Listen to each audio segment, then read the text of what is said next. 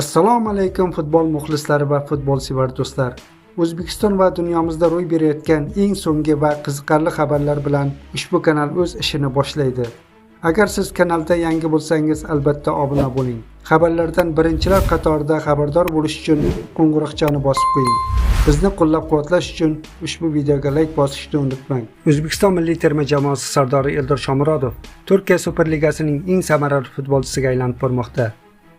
Chempionatning 11-tur uchrashuvini musobaqada jadvalning o'rtasida ketma-ket o'rinlarni egallab turgan Istanbul Başakşehir va Kocaelispor jamoalari boshlab berdi. Uchrashuv keskin va murosiz kurashlar ostida o'tganiga qaramay, muxlislar golni 90 daqiqadan ko'proq kutdi. Kocaelispor futbolchilari so'nggi daqiqalarda o'z jarima maydonchasi ichida qoidani buzib, penaltiga sababchi bo'ldi. 11 metrlik nuqtaga hamyurtimiz Eldor Shomurodov yaqinlashdi va aniq zarba bilan jamoasiga 3 ochko keltirgan yagona gol muallifi bo'ldi.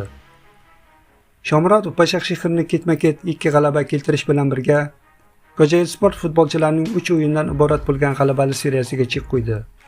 Bu goldan keyin 30 yoshli legionerimiz Turkiya Superligasi to'pirilar poygasida peshqadamlik qilayotgan Trabzonspor vakili Pol Onuachiga yetib oldi. Birinchi o'ringa chiqib olgan Eldor Shomurodovning gollari ham Pol Onuachiniki kabi 7 taga yetdi. Oltin butsa uchun kurash asosan Eldor Shomurodov va Pol Onuachi o'rtasida kechish kutilmoqda.